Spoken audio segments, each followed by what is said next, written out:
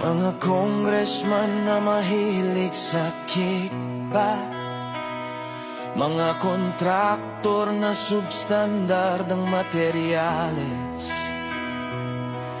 mga tao sa DPWH na mukhang pera. Nasaan ang puso nyo? Saan ang konsensya?